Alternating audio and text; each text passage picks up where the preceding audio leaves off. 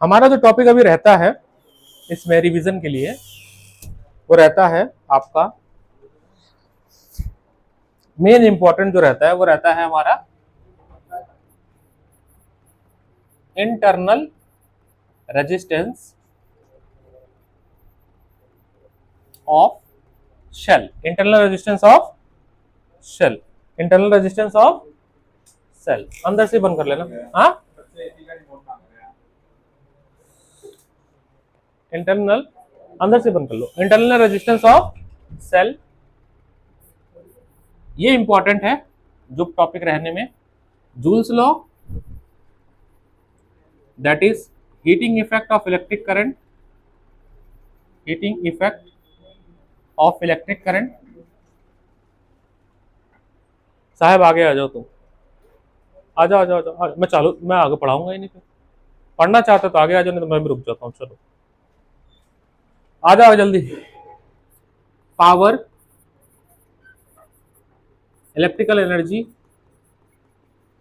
बस इतना सही टॉपिक रहता है। उनमें भी सबसे इंपॉर्टेंट क्या रहता है, यही। ठीक है, तो हैंड आ जाओ जल्दी, आ जाओ आ जाओ आ जाओ, आओ बिना वेस्ट किए टाइम, बिना समय वेस्ट किए।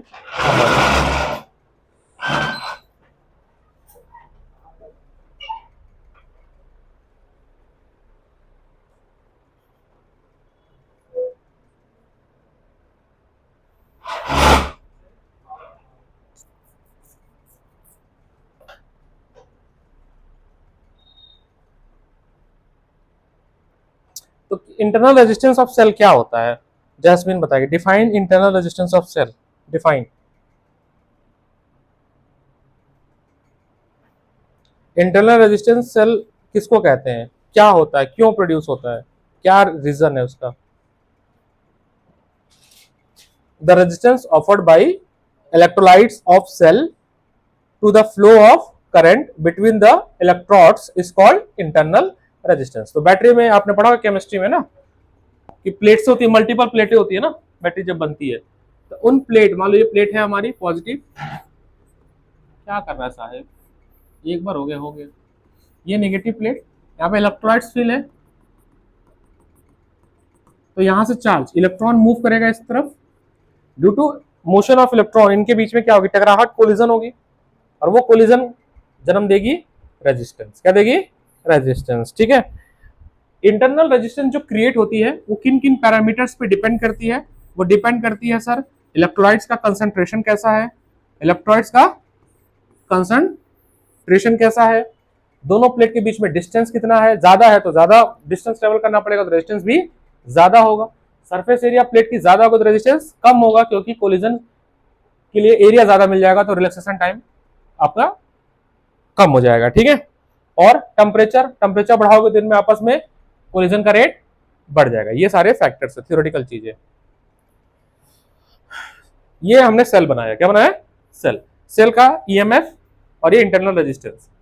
ठीक है, जब हम सर्किट ड्रॉ करेंगे, ये हमारा एक्सटर्नल रेजिस्टेंस, ये हमारा एक्सटर्नल रेजिस्टेंस,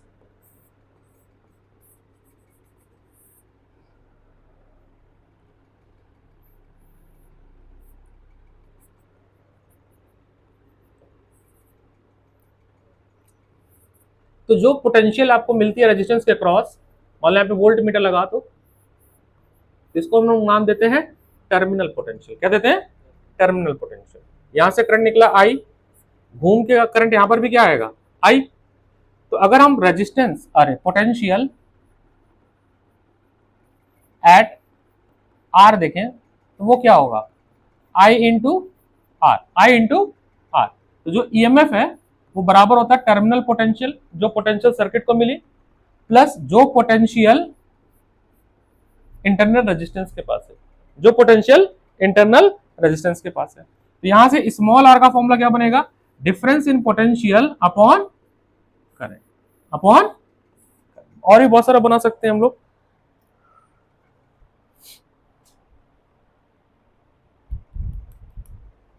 करंट की वैल्यू देखो अगर ध्यान से, करंट क्या होगा सर, सर करंट होता है हमारा V by R, V by R. तो V बाई आर का मतलब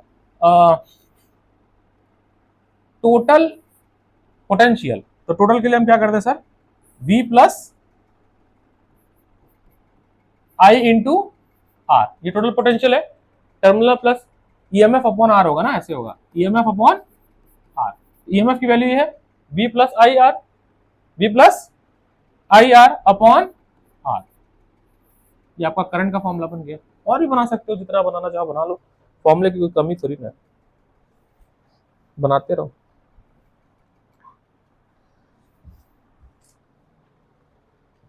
जैसे यहां से बना सकते हो फॉर्मूला एक, V क्या होता है, I into capital R, terminal potential क्या होगा, करंट इंटू वहां का resistance plus I into R. यहां से I कॉमन ले लो, capital R plus small R. यहां से I का फॉर्मूला क्या बन गया, E अपॉन आर प्लस एक और फॉर्मूला बन गया। ऐसे बतेरे फॉर्मूले हैं, आप बना सकते हो।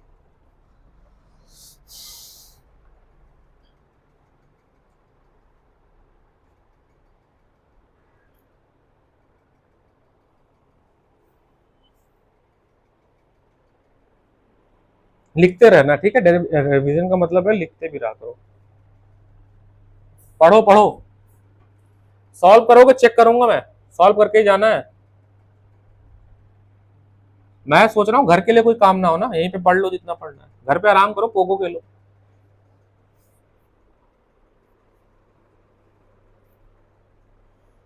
आर यहाँ पर एक्सटर्नल रेजिस्टेंस कहलाएगा, कैपिटल आर। स्मॉल आर यहाँ पर इंटरनल रेजिस्टेंस कहलाएगा।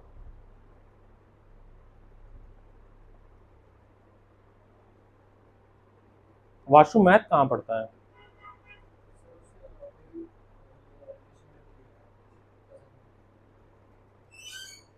केमिस्ट्री और फिजिक्स यहाँ पढ़ता है, बचा मैथ्स। तो मैथ्स की टाइमिंग उसकी अभी क्लास कैसे हो गई, सर टाइमिंग क्लास हो रही है, मैसेज आया मेरे को। मैंने कहा चलो मैसेज तो किए पहली बार।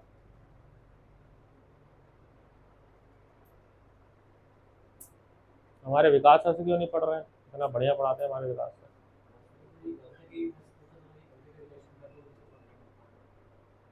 एक तो जिससे 11th इंसान पढ़ लेता है ना, 12th उसी से पढ़ता है, अगर खराब ना हुआ हो।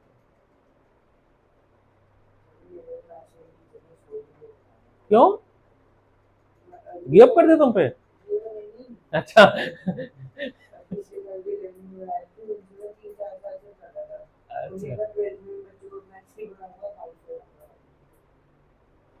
मैथ्स और फिजिक्स एक दो ऐसा सब्जेक्ट है जो टीचर के लिए बीपी का, जो पढ़ाता है वो टीचर, उसको बीपी हो जाती है, हाई प्रेशर ब्लड प्रेशर।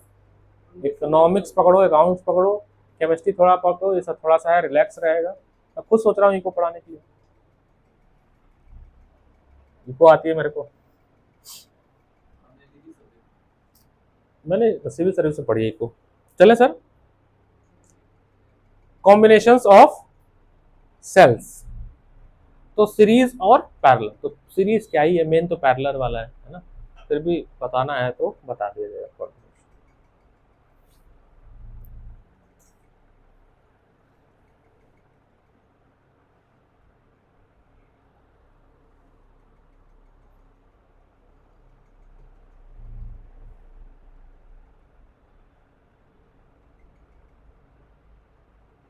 ये जो करंट का फॉर्मूला है, ये कब होगा sir, when circuit is open, मतलब करंट फ्लो नहीं कर रहा है या पूरी पोटेंशियल दे रहा है। क्योंकि देखो आपने ई ले लिया ना, जब भी करंट फ्लो करेगा, बात समझना, जाहिर सी बात है कि जो टर्मिनल पोटेंशियल है वो छोटा होगा किससे, ईएमएफ से।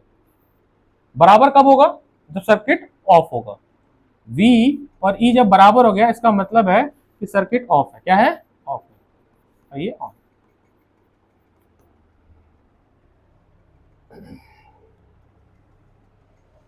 मैं फिर बता रहा हूं फेथ वाले बच्चों को, 1 2 3 ये आपको पास कराएगी। रे ऑप्टिक्स आपको टॉप 15 में ले आएगी, टॉप 15% में ले आएगी, है ना, 15% में।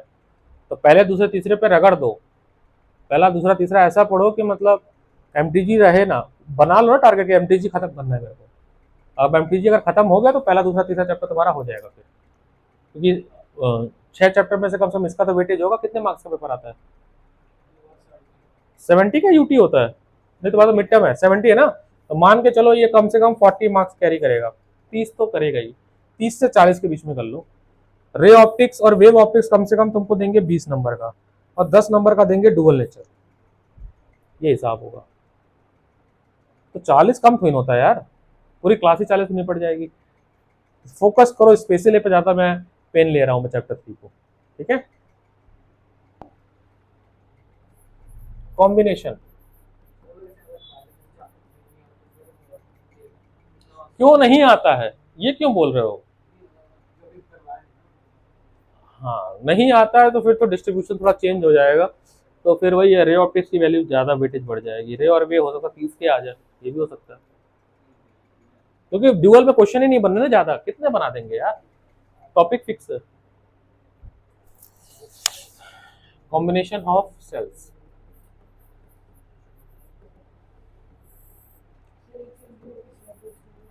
कर रहे दोस्त, सीरीज कॉम्बिनेशन,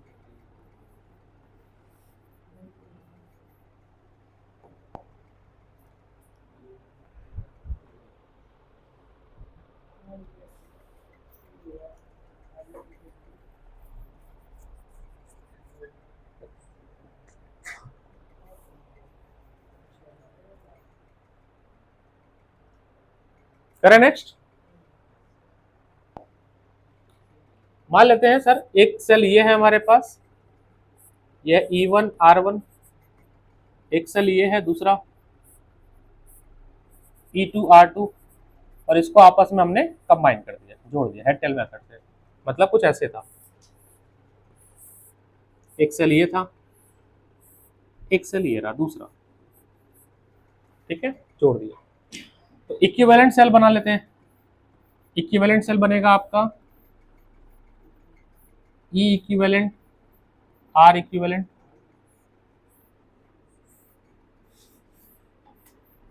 E इक्विवेलेंट बन जाएगा। तो E इक्विवेलेंट होगा आपका E1 प्लस E2, अगर n है तो En, और Rn हो जाएगा हमारा R equivalent R1 plus R2 dot dot dot, ठीक है। अगर इसको फ्लिप करके लगाया गया तो वहां पर फिर माइनस आ जाएगा, क्या जाएगा, R1 में नहीं, केवल E में, ठीक है।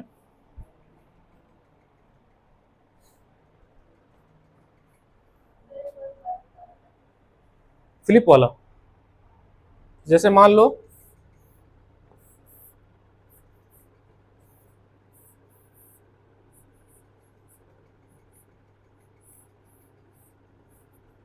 ये है E1, ये है E2 और ये है E3, इसका रेजिस्टेंस है R1, इसका है R2, इसका है R3, देखना।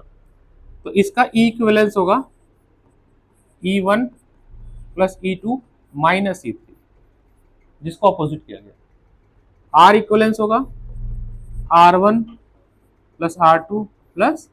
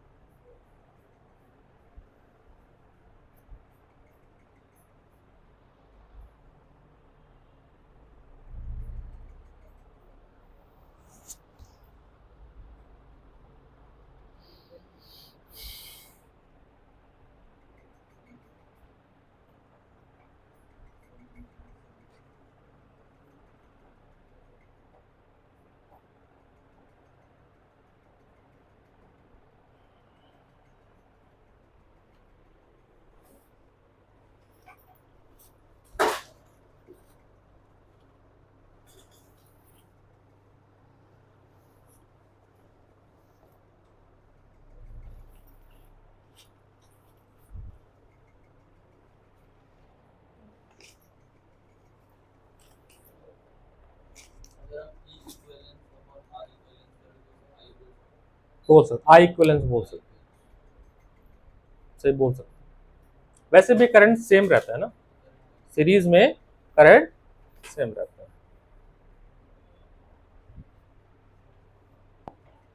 सेकंड है पैरेलल कॉम्बिनेशन,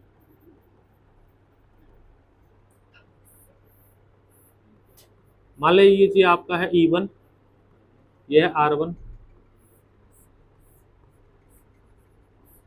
ये है E2, ये है R2। यहां से करंट आई जाएगा तो यहाँ पे डिस्ट्रीब्यूट हो जाएगा, यहाँ बनेगा I1, यहाँ बनेगा I2।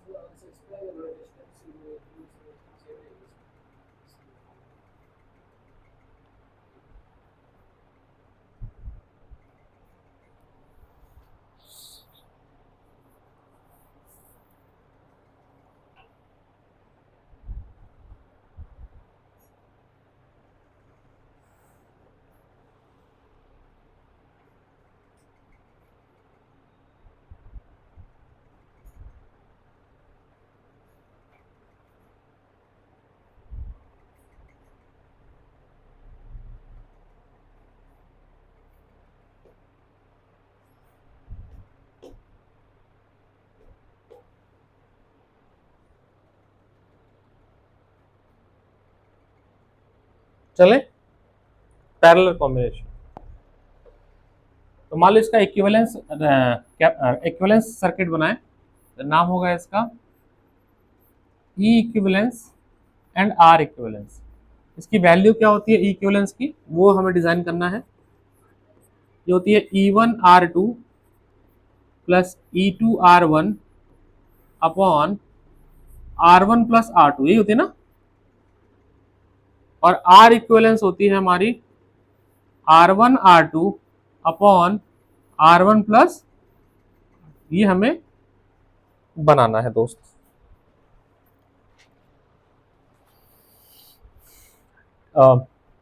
बात करें हम इसमें क्या कहते हैं पैरेलल कॉम्बिनेशन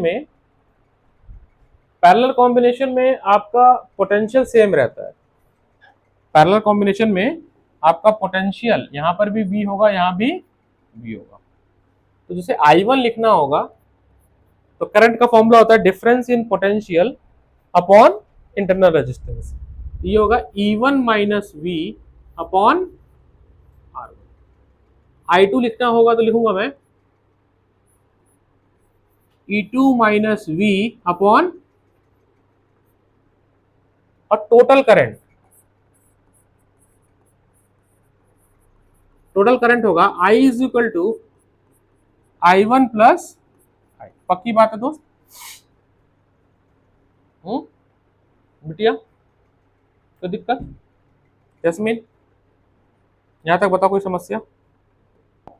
रील्स देखा ना, कहता सब समझ आ गया, हाँ पूछता बताओ, फिर वही वाला हाल हो जाएगा यहाँ पर। मेरे को सब समझ आ गया, हाँ फिर बताओ। देखना दोस्त, आई ये जाएगा E1 minus V upon R1 plus E2 minus V upon R2। सो E1 R1 minus V upon R1 plus E2 R2 V upon R2। ठीक है, अब थोड़ा सा और सजाने का, इसको सिंप्लीफाई करेंगे। E1 R1 plus E2 R2 minus V bracket में 1 upon R1 plus 1 upon R2 लिख सकते हैं ना दोस्त? यहां तक बताना आप लोग इस स्टेप तक।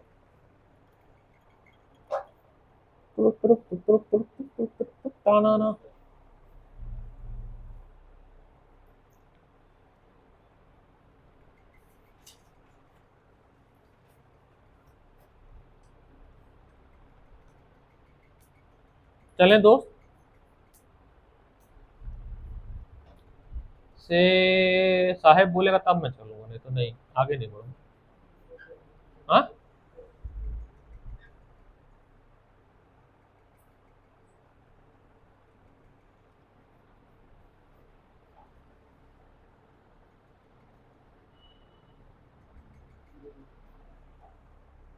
देखिए, दिस इंप्लाइज दैट ये V वाली वैल्यू उधर, I की वैल्यू उधर भेज रहा हूं, तो V 1 अपॉन R1 प्लस, ये डेरिवेशन आपके बोर्ड में आया हुआ CBSE में, MTG में आपको मिल जाएगा ये क्वेश्चन। प्लस E2R2 माइनस आई। अब थोड़ा और सॉल्व करें, ये हो जाएगा R1R2, ये हो जाएगा E1R2 प्लस E2R2। ओम समझ आ रहा है? हाँ, थोड़ा थोड़ा आ रहा है तो आसान है, आना ही चाहिए। R1R2 अपॉन प्लस है बेटा R1 इंटू R2। इसको मैं साफ साफ लिख देता हूँ, ये गड़बड़ हो गया थोड़ा सा। इसको सॉल्व करेंगे, एलसीएम होगा R1R2, ऊपर आ जाएगा R1 प्लस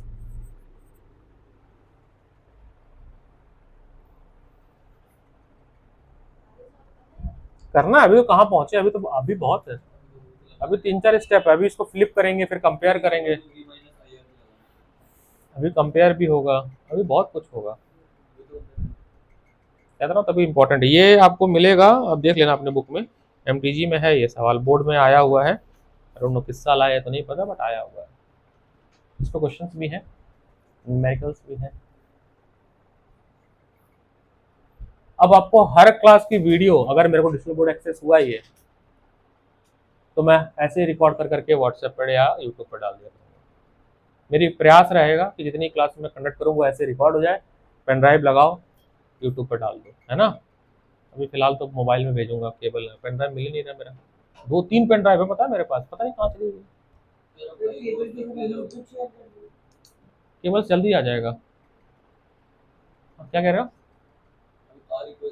अभी करूंगा सर, अभी तो कर नहीं, वो करना है ना मेरे को, अपलोड मारना है इसको। हम अब ये पूरी वैल्यू को ओम यहाँ से लिखना बंद कर देना, समझना बस। ये वैल्यू जब उधर जाएगी तो क्या होने वाला है, R1R2 अपॉन, कोई लिखेगा नहीं, सुनेगा बस। अगर लिखोगे तो फिर शक्तियां खो जाएंगी, फिर तुम जादू मैं बोइंग पीटा पीऊंगा। यहाँ तक ठीक है। अब इस भाई साहब को अंदर भेजेंगे, इसको उधर ले गए, रेसिप्रोकल हो गया ना। और जब भाई साहब अंदर जाएंगे तो देखो क्या होने वाला है, ये भाई साहब कटेंगे इससे, तो E1R2 प्लस E2, यस ये 1 कर तो दिया मैंने, हाँ कौन सा, हाँ 1 होगा, ठीक है ना। अपॉन R1 प्लस आई को भी तो मिलेगा, आई के साथ भी तो आएगा ये पूरी वैल्यू R1R2 R1 प्लस ये V की वैल्यू है। अब यहां तक लिख लो, यहां तक लिख लो, यहां तक लिख लो, यहां तक लिख लो। इसको इक्वेशन नंबर 1 लिखेंगे, इक्वेशन नंबर यहां तक लिख लो।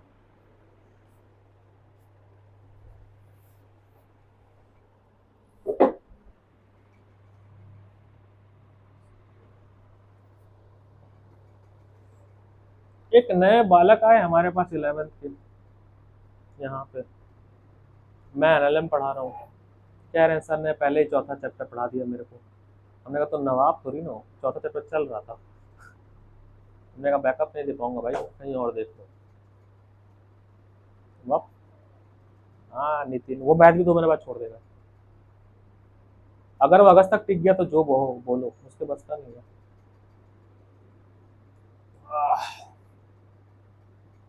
ये जो बच्चे आते हैं ना लेट लतीफ वाले, ये रुकते कहाँ हैं। जब तुम लोग 11th में थे तो 2-3 लड़कियां आई थी, मेरे को नाम नहीं याद है, जोया करके आई थी जो हसन में पढ़ रही है। ये सब कहाँ टिके, लेट आए ये लोग, अगस्त सितंबर में, जुलाई में आए, बोले अगस्त में मिड टर्म है, पूरा 4 चैप्टर कराओ। मैं तो नहीं करा पाऊंगा। जोया बायो में है ना, बायो पढ़ रही है उधर, है ना, वो 1 महीना पढ़ी यहाँ पर, मैं जानता हूँ मैं। तो ऐसे 2-3 बच्चे आए थे, एक और भी नाम मेरे एग्जैक्ट है। तो ये 1 महीना, तो आप आओगे अगर अगस्त में या जुलाई में, जाहिर सी बात है आप साइंस लिए हो तो आपको मार्च अप्रैल से पढ़ लेना चाहिए, क्योंकि मार्च अप्रैल तक स्लो रहते हैं। उसके बाद तो हम खींच देंगे, क्योंकि सिलेबस अगर नहीं खींचेंगे तो अभी स्कूल वाले खींच देंगे, हम स्कूल के साथ तो नहीं चलेंगे ना। मैंने कहा तथास्तु, आपसे हाथ जोड़ के विनती। देखो यार, मार्च से शुरू कर देता हूँ, 20 मार्च 25 मार्च से शुरू हो जाता है मेरा, 23 मार्च 18 मार्च, मेरा 15 मार्च से बैच शुरू हुआ है 11th का करोल बाग में, 18 मार्च को शुरू हुआ है मानसरोवर में, और यहाँ लेट हुआ है, यहाँ अप्रैल में शुरू हुआ है, 1 अप्रैल है 2 अप्रैल को चालू हुआ है।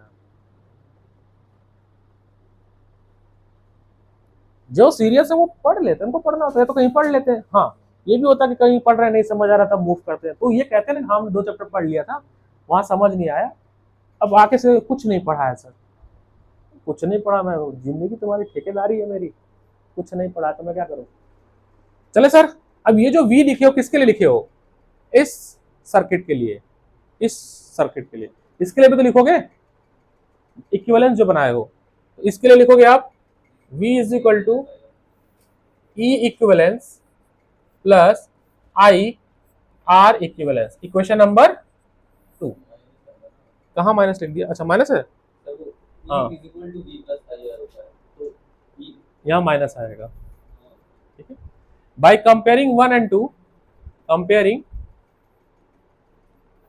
1 and 2, ई इक्विवेलेंस आपका हो जाएगा E1R2 plus E2R1 upon R1 plus R2, R equivalence हो जाएगा आपका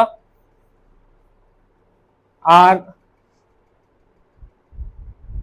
इक्विवेलेंस वाला कौन सा, इधर नीचे होगा ना सर्किट, हाँ इधर होगा, वही मैं कह रहा हूँ। R इक्विवेलेंस हो जाएगा R1 R2 upon R1 plus, ये आपका टोटल कंप्लीट डेरिवेशन हुआ, इससे छोटा ये हो नहीं रहा है, हाँ हो गया, this is your complete derivation of,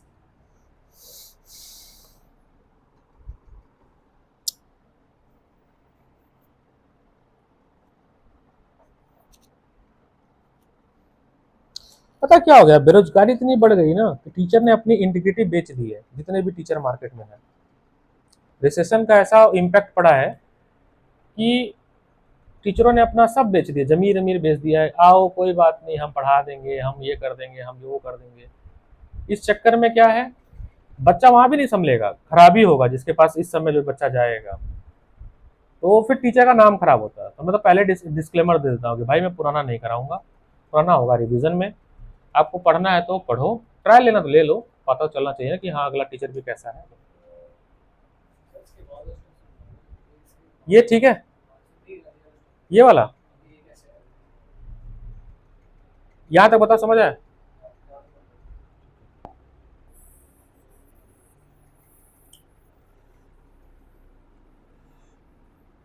आपने काम करो, दिमाग में छाप लो, ये R1 R2 जो है, R1 इंटू R2 जो है वो P है, और R1 प्लस R2 जो है वो Q है। हो सकता है ना, सब बना सकते हो दिमाग में, हो सकता है ना सर, यानी कि ये P अपॉन Q लिखा हुआ है, ब्रैकेट में है E1 R2 plus E2 R1 upon R1 plus R2 minus 1।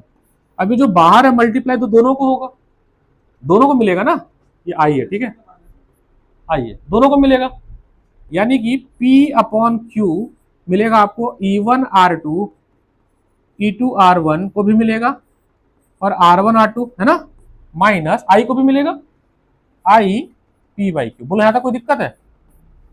अब इनकी वैल्यूज रख दो, P की वैल्यू क्या माने थे आप, R1 R2, Q की वैल्यू क्या माने थे, R1 प्लस R2 माने थे, R1 प्लस R2 माने थे,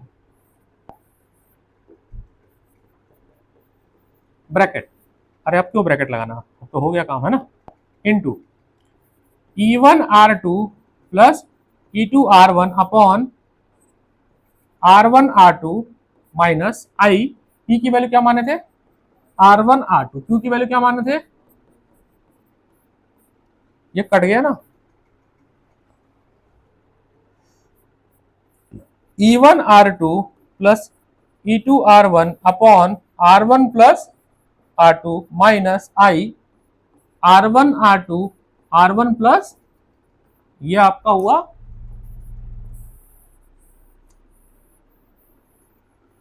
चलेगा दोस्त, अब ठीक है ना। बस थोड़ा सा सिंप्लीफिकेशन में 1-2 स्टेप खा गया था मैं, बट बुक में तो और खा गया है,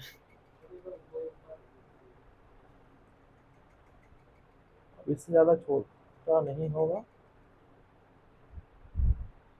ठीक है, बताना जब जैसा स्क्रॉल डाउन होगा।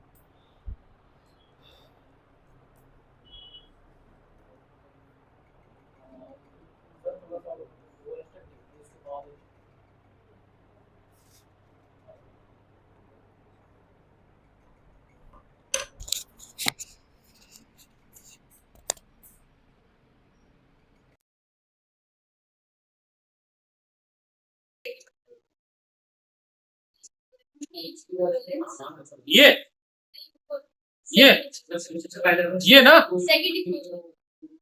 ये माइनस है।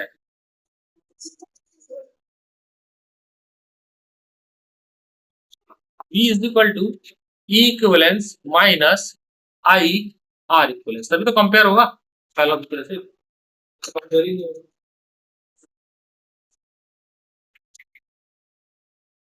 मिस्टर लगवा दो तुम्हारे।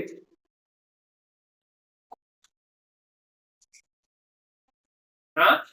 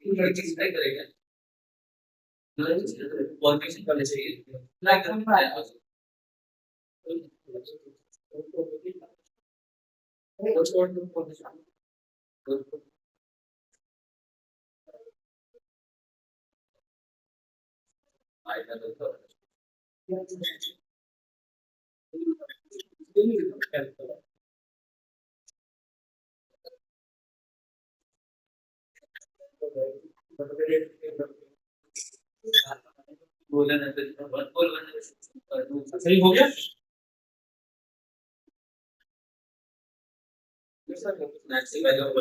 हाँ, बोल। देख लो एमपीसी में कौन सा है क्वेश्चन नंबर ये।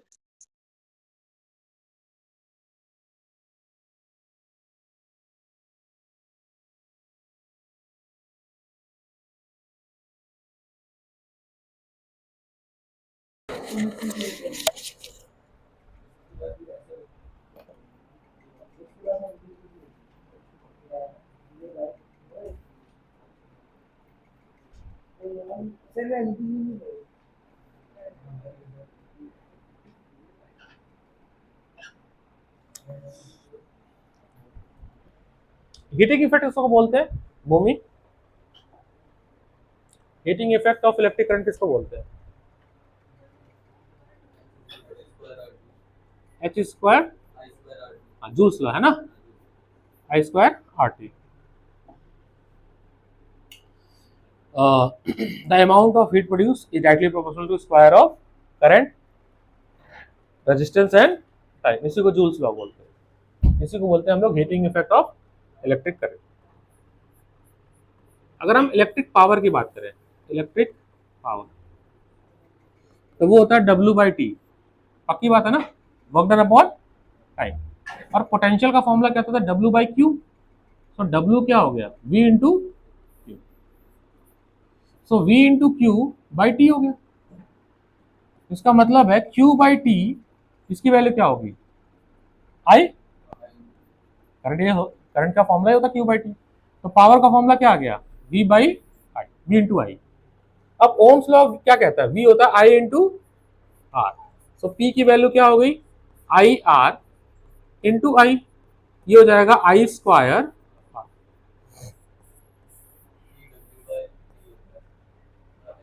ठीक है, और यहां से भी बना सकते हो है ना, ये भी देखो कंपेयर करोगे एच बाई टी करोगे तो पावर ही बन जाएगा। क्या बन जाएगा? पावर। देखो इस वाले को देखो ध्यान से, अगर हम डिवाइड कर दे टी बोथ साइड तो आई स्क्वायर आर तो होगा, यानी पावर का फॉर्मूला। देखो वर्क और हीट सेम ही चीज होती है, दोनों की यूनिट क्या आती है? जूल होती है। क्या होती है? अब इसी तरह से अगर हम फिर से आई में वैल्यू पुट कर दे ओम्स लॉ के हिसाब से, आई की वैल्यू क्या होती है? वी बाई, तो आई की जगह पुट कर दे, ये हो जाएगा वी स्क्वायर बाई आर। ये होता है वी स्क्वायर अपॉन, ये भी फॉर्मूला आ गया है ना। ये आपके पावर, पावर का यूनिट क्या होता है? वॉट। क्या होता है? पावर की यूनिट होती है, लिख लिख लिख लिख लो लिख लो लिख लो।